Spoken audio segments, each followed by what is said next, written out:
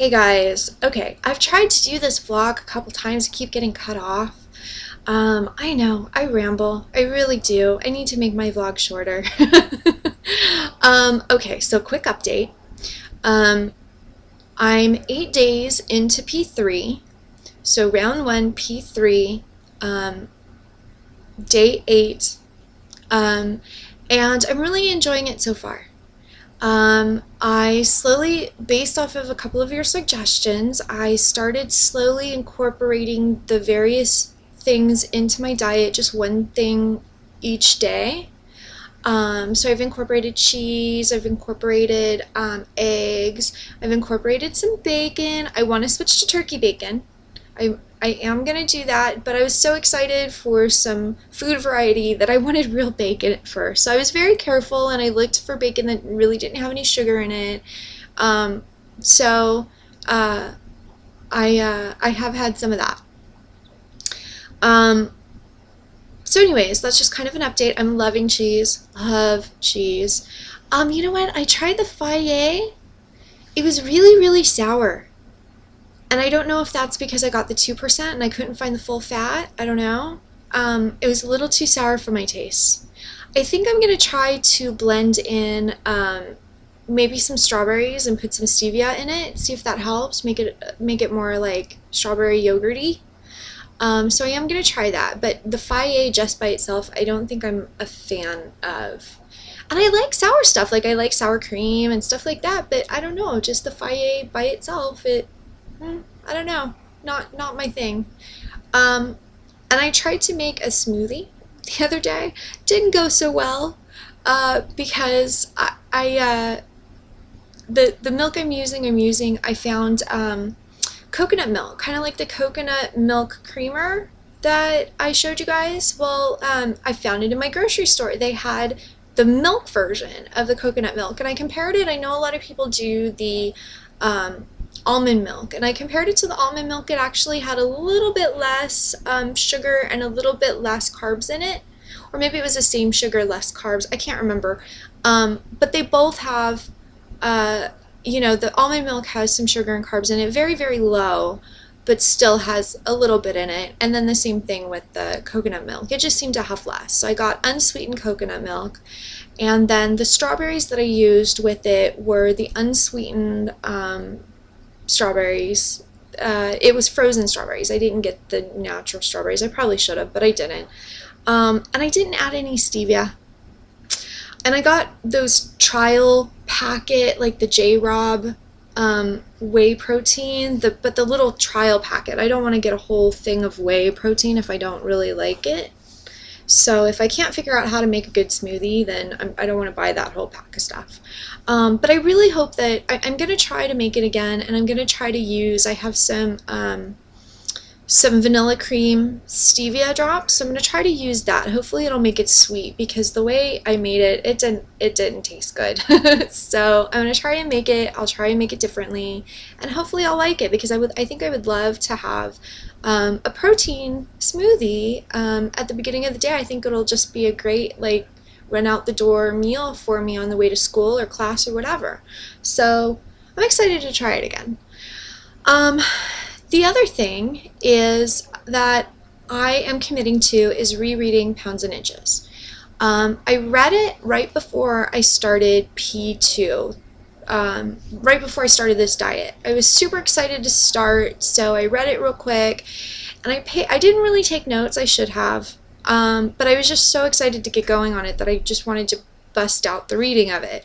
And because I was about ready to start P2, I focused more on what it had to say about P2 and not as much on P3. So I'm going to go back and reread everything and really diligently take notes this time. A lot of my P3 that I've been doing has been based off what I've seen from other people's vlogs, people that have been doing this longer than me. So I really want to get back to the Pounds and Inches and refresh my memory about what Dr. Simeon actually has to say about it. So that is a commitment that I'm making. As soon as I get ahead enough with school, I'm going to go and I'm going to read all that again. But like I said, take notes this time. The last thing that I want to talk about, and I haven't talked about this yet because it is at the time that it was going on, it scared me. I mean, that's basically the best way to say it. It scared me. It's kind of embarrassing to talk about.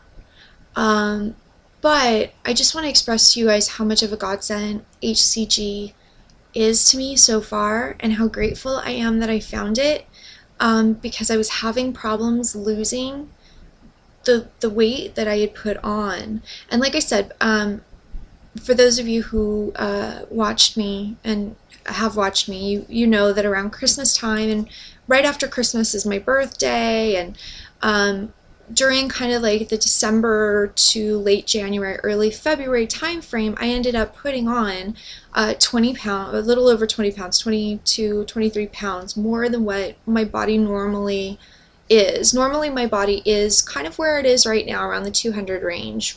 I had put on, like I said, about 22 pounds or so. And there were some differences I was starting to see in my body. And these were differences that really kind of hit home and really started to scare me a little bit. One of the things that I noticed was starting to happen is in my hands and my feet, I was starting to get little tingly sensation. Kind of like how if you fall asleep, like with your arm kind of tucked up under somewhere, it cuts off the circulation, you wake up in the morning and your arm's dead and you get that like tingly, that pins and needles feeling. I would start to kind of get that from time to time in my hands and my feet and my, you know, my fingers, my toes, whatever.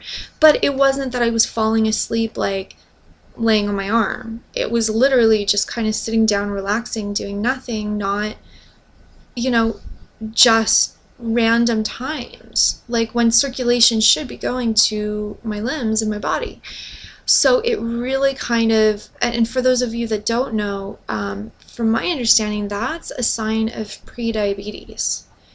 And my grandmother was a diabetic. My mom's not, but my grandmother was, and I've heard it can skip generations, so maybe my mom won't be, but I probably could be, very well could be. And that tingling sensation really started to scare me.